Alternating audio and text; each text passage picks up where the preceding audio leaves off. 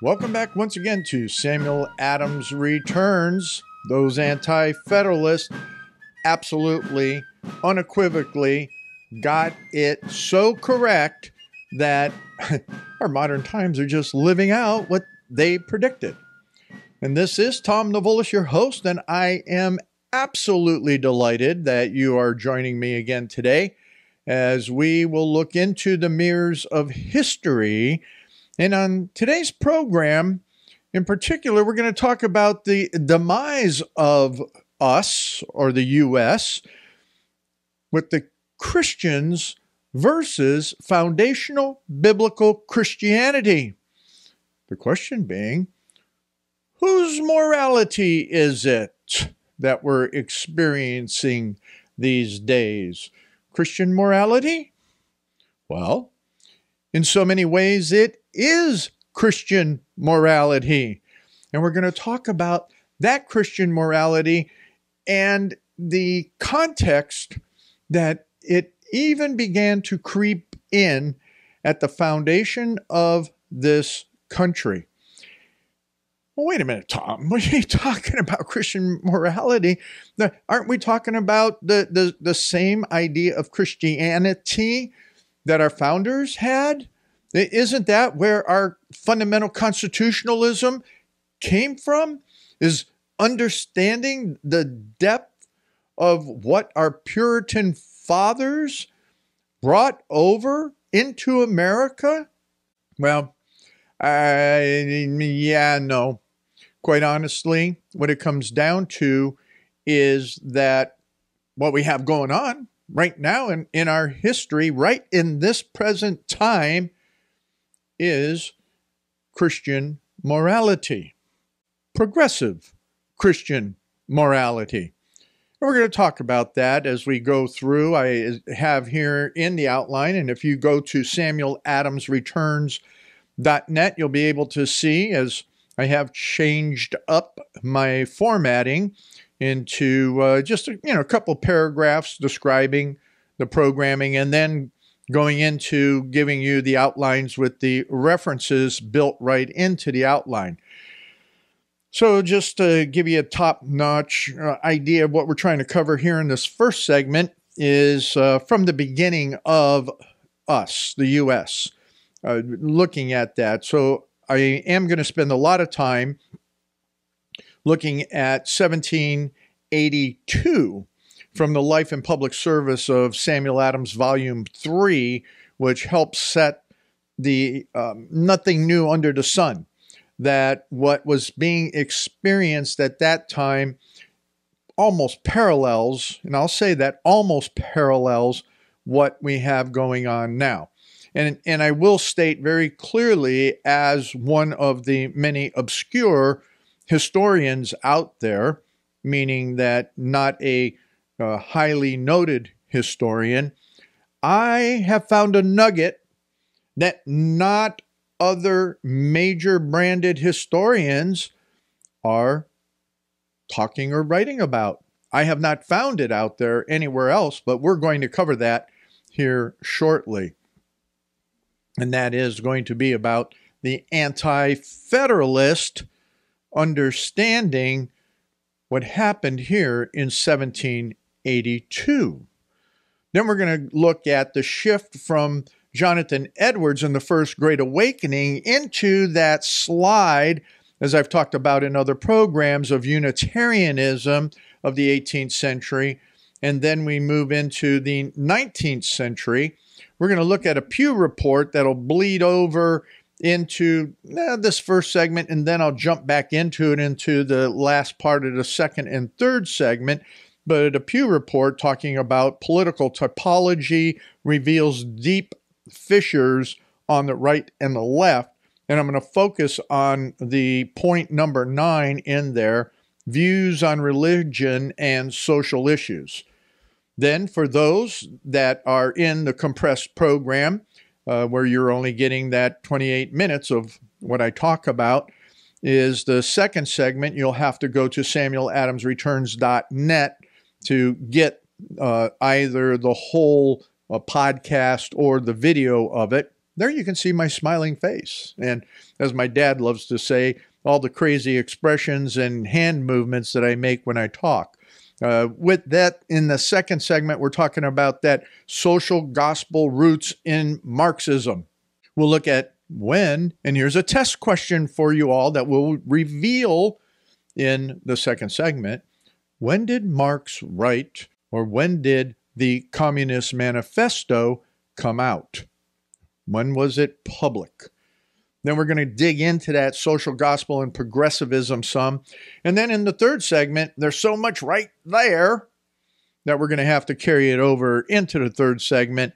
And we will look at something that I brought out earlier last week is, once again, what is morality? Looking at that in the Life and Public Service of Sam Adams. All right, well, let's kind of jump into it. But as we do that, please, if you take the opportunity and you like what we're doing, check out the website, and there is a donate button there. We would appreciate anything that you would do in that respect. So now let's look here at those mirrors of history. And yeah, I have to say, from a biblical Reformation Christian perspective, if you're not paying attention to what also is in the Old Testament, then you only live in the context of the New Testament without understanding the Old Testament. Well, that leads to the problems we're going to talk about in the second and third segment. But what happened, and what is even real today in relationship to, what was going on at that foundation of the nation, is that by the time we get to 1782, what the author says here, who was a kinsman of Sam Adams, who was his son-in-law, was that a lot of the old patriots were dying off. All of those that were involved in the very beginning of the war, from 1776 to 1782, people were killed. Others were overseas negotiating different things. And the younger generation, are you hearing that? Let me say that a little bit closer to the microphone. The younger generation had no memory or understanding of what was going on prior to 1776 in the depth and detail that Sam Adams and others had. Now, the blessing of Sam Adams and even John Adams and some of the others that were there at the Declaration of Independence was deep meaning. Those that ended up going to the Constitutional Convention in 1787. So let's put the time stamp here. The time stamp of 1782. So as I move through as to what was going on, and we look at here just a quick economic issue that was happening there in the time of 1782. There was a cessation of hostilities. Negotiations of peace were going on. Necessary taxations for meeting state and national liabilities came more urgently before the country. Liberty had been achieved, but at a price involving entire communities' financial ruin. Massachusetts alone was in debt. Before the war, it was hardly had any debt whatsoever. But when you start looking at the consolidated debt that was put into place, and that being from all the different obligations due to officers, soldiers, and what was just in the state itself, was upwards of £1.5 million. And then the state's portion of the federal debt was at least another $1.5 million. And the towns just didn't have that to support it. So you're talking about £3 million of debt that was draining everything there. There were bankruptcies. There were all these different issues. So that aggregate of that $3 million on a population in Massachusetts of about 360,000 people was an enormous weight. So think about today. And we're not even part into it. But what really happened in the confusion of the time, and this is where I wanted to focus, is that not only was that the cause of riots and rot and all sorts of things that were happening and public difficulties, but it became a laxity of manners and dissipation, which Sam Adams had continually feared would sap the foundation of public morality and consequently public liberty, and against which his letters had for some years warned his friends in Massachusetts and had been alarmingly developed by the war, and with the return of peace was becoming still more prevalent. So you had at that time, Minot, it was a historian, contemporary historian, that says the usual consequences of war were conspicuous upon the habits of the people of Massachusetts. Those, here we go, of maritime towns relapsed into the voluptuousness which arises from the precarious wealth of naval adventures. And emulation, which you go look up emulation, is there at a PDF that I have at samueladamsreturns.net, prevailed among men of fortune to exceed each other in full display of their riches. What does that sound like for all our millionaires and billionaires? Let's see. This was imitated among the less opulent class of citizens. Oh, we want to be like them. And drew them off from those principles of diligence and economy which constitute the best support of all governments, and particularly of the republican form of government. Besides which, what was most to be lamented, the discipline and manners of the army had vitiated, and the taste and the relaxed the industry of the yeoman. In this disposition of the people to indulge the use of luxuries, and in exhausted state of the country, depression, recession, inflation, the merchants saw a market for foreign manufacturers. Wow, that sounds like today. The political character of America, standing in a respectable view abroad, gave a confidence and credit to individuals heretofore unknown. The credit was improved and goods were imported to a much greater amount than could be consumed and paid for.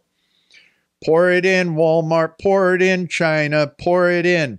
So, I didn't even get to all of the components that I said I wanted to get to here in the first section, but we're talking about the extravagance in living at the time is said to have exceeded anything of the kind then known in history of Massachusetts. You had Hancock as the chief magistrate. He led the way in a series of routs, balls, glittering reunions, entirely incompatible with the stern spirit of republicanism, which had produced and sustained the revolution. I'm going to break off here, and we're going to pick up on Sam Adams some more in the second and third segment. But when we go to Jonathan Edwards and the First Great Awakening and the biblical Reformation truths, they went away. And we had Unitarianism coming in such a way that it started to water down the fundamental truths of Scripture. This, I will reveal in the next segment, is why the Anti-federalists were so in tune to what would be the demise of us, that being the U.S. It's amazing to understand this alone from 1782. Sam Adams was a stalwart. He was solid in his truths and his beliefs in the biblical Reformation Christianity. Come on back as we continue in the next segment. See you soon. Ladies and gentlemen, welcome back to this second segment of Samuel Adams Returns. Got it right. This is Tom Navolis, and we're going to cram a lot in here. So let me finish real quick, and I'll take it back up in the third segment. So what we had is that we had this enormous debt. We had taken in 1782, we had a constitution put in place in most of the various states, Massachusetts in particular. Sam Adams being the crafter of about a third of that, John Adams about another third, and so on. But what was important that I brought out in the first segment is that there was great national debt. There were riots. There were various activities going on that were, incendiary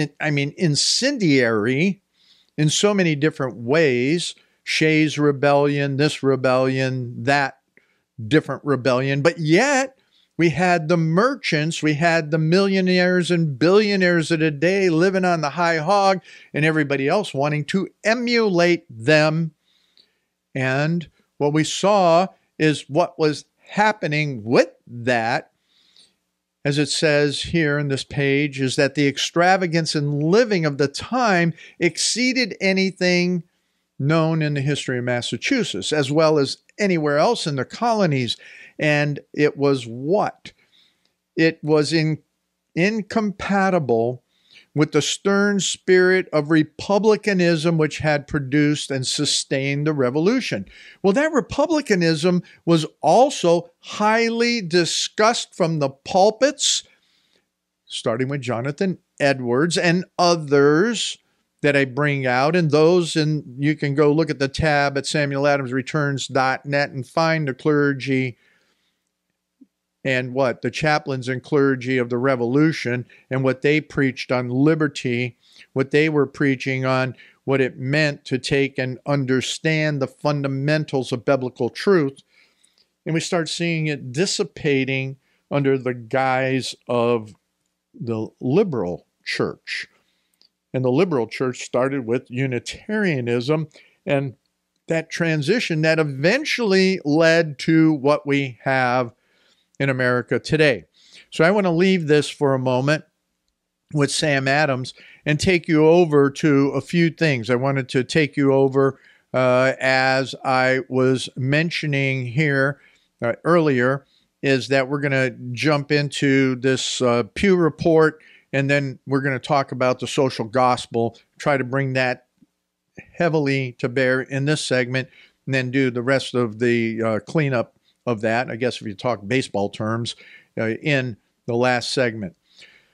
Where I wanted to start with the Pew report, as a political typology reveals deep fissures on the right and the left, and this is even in the conservative Republican groups are divided on immigration, openness, and social issues. The Democrats, absolutely huge divisions.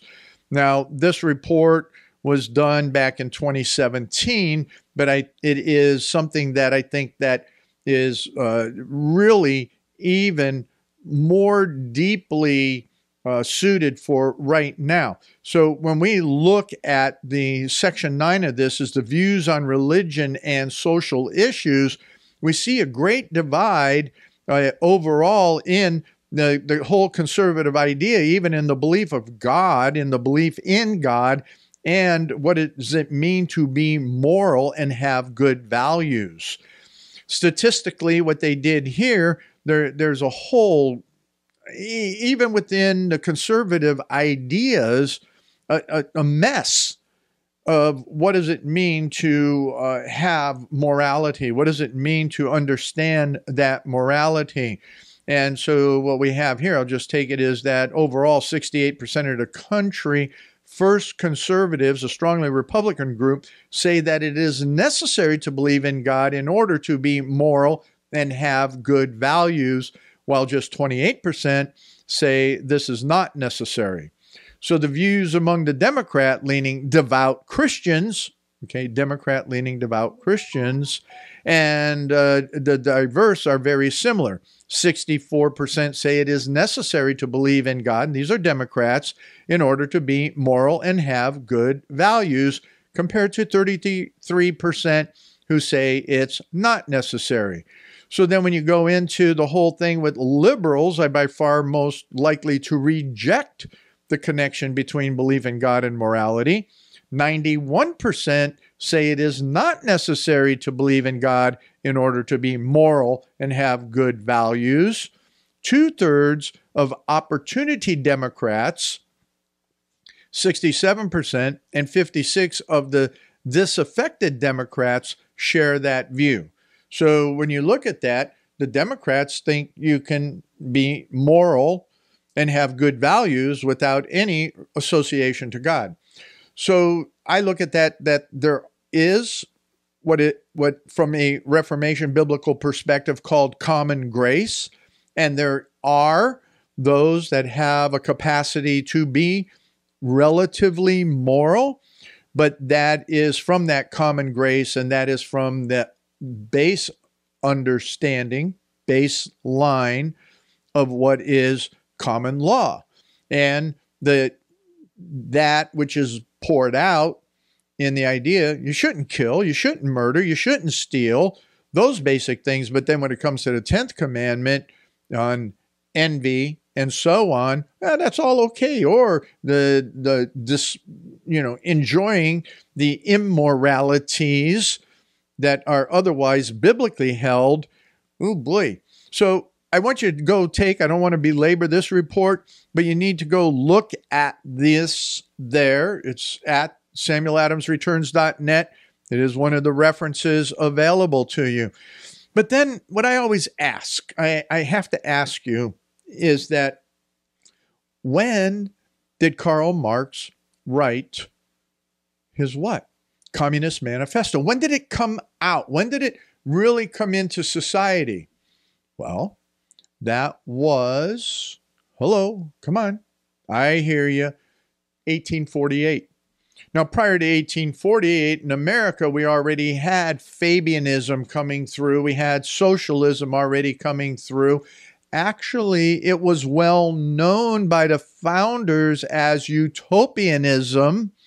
And Sam Adams, and we'll talk about it, being accused of being a utopianist, said very plainly that utopianism is not compatible with constitutionalism. Not compatible. So we'll see about Sam Adams being called a utopian here in the next segment, most likely.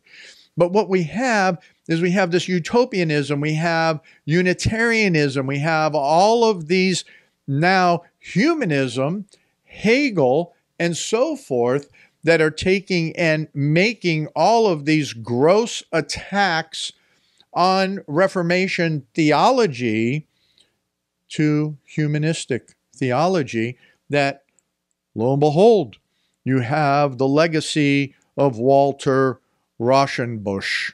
Rauschenbusch came out, he was in the 1880s. He was a minister of an immigrant church in Hell's Kitchen in New York.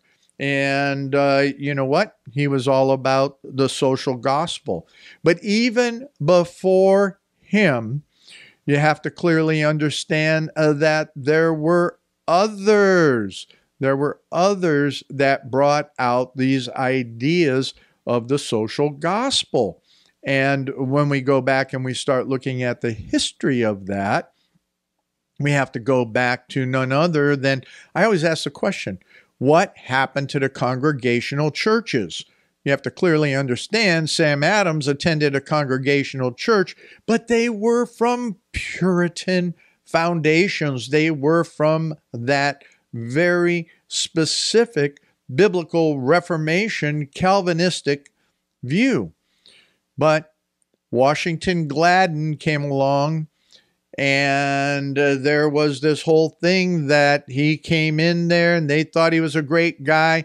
But lo and behold, what did he do? He was one of the major key players that took and made significant changes in the idea of what biblically should the church become involved in. And what he did is he looked only at what was going on economically. Now, All right, we're going to segue back a little bit on economic truth and what happened. You see, at the time of the revolution, you have to remember that all of our industrial ability was taken away from us. And people say we were highly agrarian. To that extent, we were true.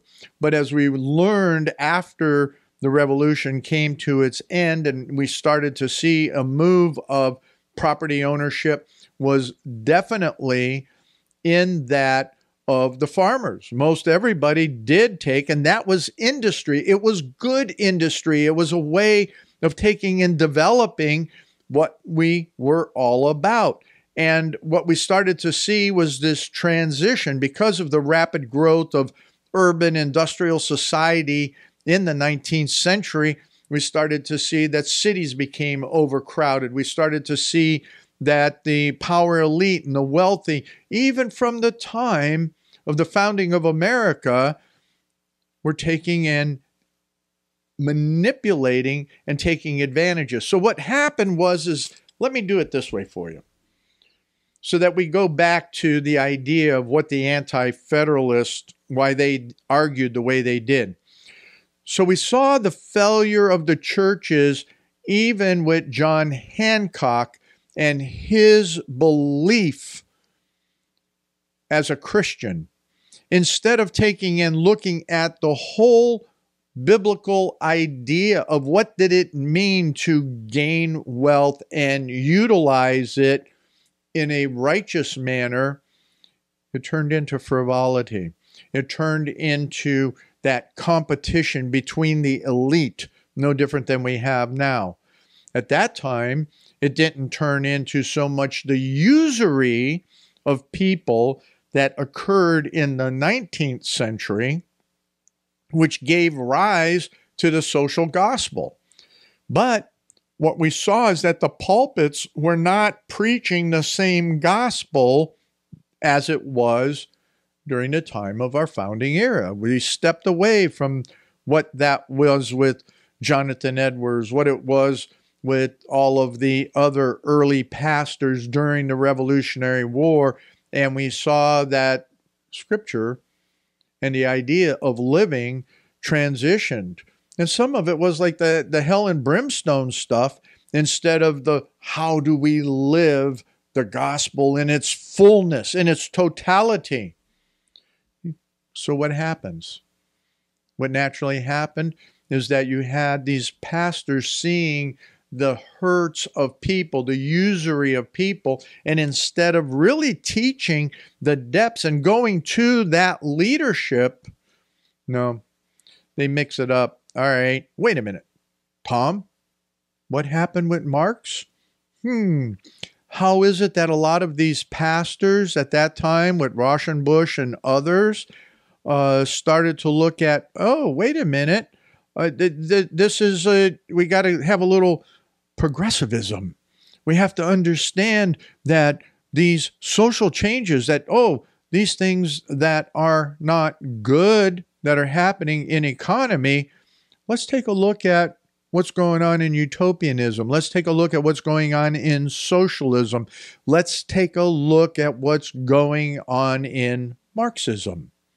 And how does that work? How does that make people equal and get their right due? Well, I don't have enough time to get into how you do that from the pulpits. There's modern examples right now of communities that are flourishing because of the way that biblical Christianity is being taught and received and implemented in life. But what we had at this period of time is what I call the Sunday pew-hugging Christians. And that's not the Pew Report. That's the ones that went to Sunday, heard the word, and left, whether it was and didn't live it then the rest of the week, whether it was from fire and brimstone or whether it was a teaching that had no application. So that became the crux of it. You see, Sam Adams and many of the Anti-federalists understood the full application of all biblical truth. come on back for the third segment as we delve into that just a little bit more. Welcome back to this third segment of Samuel Adams Returns. Yes, those anti-federalists, they absolutely nailed it. And when we think about the historical timelines that I'm talking about relative to all of the economic and civil cultural events of 1782, as that began to digress from a moral perspective, the Anti-Federalists are sitting there. They were the remnant that understood the First Great Awakening and the application of true biblical humanity and truth, not humanism, but what did it mean and what happens with human beings if we're not understanding the fullness of Scripture and how it is implemented in life into the political and social arena. So we closed out the second segment, and please go back to samueladamsreturns.net to get that full podcast that is here and the video and the notes, as well as if you're interested, I would ask that you do contribute. But what's really critical to understand is that we need to go back into history and understand the timeline. We need to understand that there is a very important respect to what happened from the First Great Awakening into the Revolution, the preaching of the day. Now we're seeing the perversion, and I'll call it that what it is, of Unitarianism as it moved through into the early 1800s. And then we start seeing the socialism, the whole idea of utopianism, all of that move into the point that then when Marx lets all of his evil loose, the pastors start picking that up because they're seeing that, folks before them, those in the early 1800s, were not helping industrialists understand the biblical way of doing business. What does it mean to do business in a biblical manner? Instead, we take the frivolity, we take all that we were hearing, and now we're going to go back to with Sam Adams in just a moment. But what I wanted to focus on here is the progressivism and the morality that we have going on in our very present time is around the whole concept of Christian against Christianity, biblical Christianity. Because the progressives, there's an article here that I need you to go to, and that one is about the whole social gospel movement. But there's one that I think is just phenomenal. The Christian right and left share the same faith, but couldn't be more different. And this is from Yes Magazine, is on social journalism. And this woman is writing about, coming from a Christian, what's going on with Democrats. She was raised in a reformed, Christian reformed, conservative home, school, but her school had a small bunch of leftists there, professors and students, and she ends up going to the left. And what she ends up arguing is that you have to get this whole perspective that there's a family that takes in they're Christians. They believe in the Bible. They believe in all of that. And then the Christian left, what they do is they take and their views of marriage equity, open immigration, women's reproductive rights, the notions of human cause climate change are justifiable within the Bible. Really?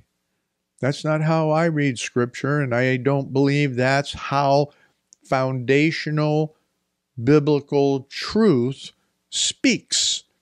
So what we have now are Christians, and we call them the liberal churches, the progressive churches, that are actually against biblical Reformed Christianity. All the LGBTQ, LMNOZ, alphabet soup, all of that is there on abortion, climate change, all of these ideas are under social justice, under social gospel. Wow. That's really painful. So what we see here is a great divide is in this article, dividing even the right wing. What this gal's talking about, nearly 80% that voted for Trump and about 70% still approve of, this was written during his era, about this whole thing and the theological differences between Enlightenment philosophy and what does it mean in a rational contextual reading of the Bible. Then you have liberation theology, which came about in the 60s. I think that what she's done here is really good work, talking about then liberation theology, then what it went into the social justice movement. The postmodern Black and queer theologians have also provided new ways of understanding Christ's life and work. Black theology, for an example, contends that Black Americans have a unique insight into Christ's suffering because of the legacy of slavery. He goes on to talk about, even though the historically conservative denominations, liberal Christians are helping to frame conversations around issues such as environmental action, the LGBT alphabet, women's reproductive health, which is abortion, immigration, racial equality, affordable housing, and wealth disparity. Now, she goes on with a number of ideas above is progressive and conservative Christians do have a few things in common. She refused to a Pew survey that reveals that most liberal Christians pray daily and report feelings of spiritual peace. More than 40% read the Bible regularly, and 36% attend church weekly. Both types of Christians are equally dogmatic about their interpretations of Scripture. But who's having the political influence? You see, how is it that those that are foundational biblical Reformed believers are not having the same political influence as the progressive socialist leftist Christians? How is it that when we take and we look at public education, in allowing the destruction of children comes from the Christian left? And we say, I've said it.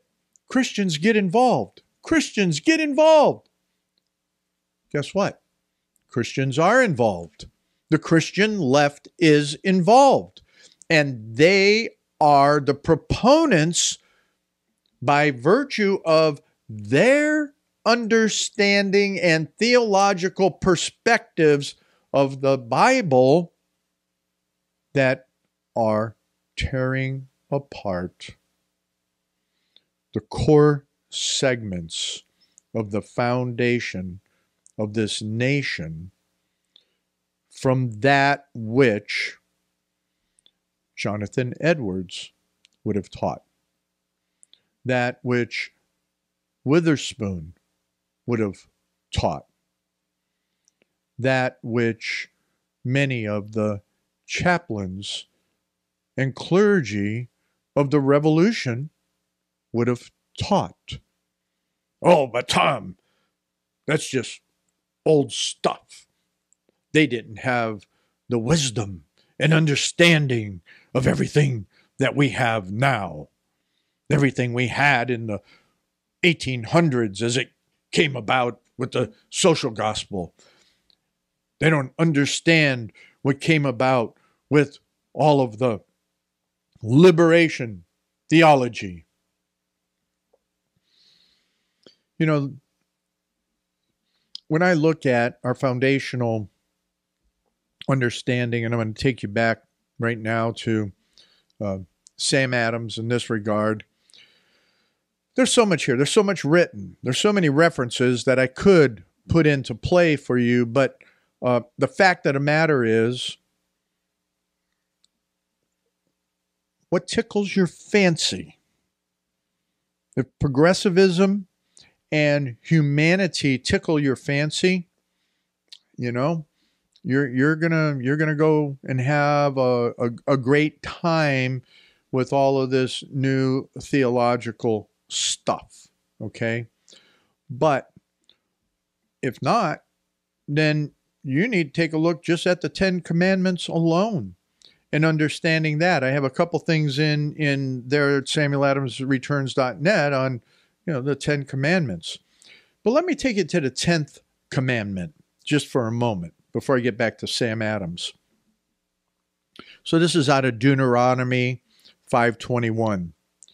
You shall not covet your neighbor's wife, and you shall not desire your neighbor's house, his field, or his male servant, or his female servant, his ox, or his donkey, or anything that is your neighbor's.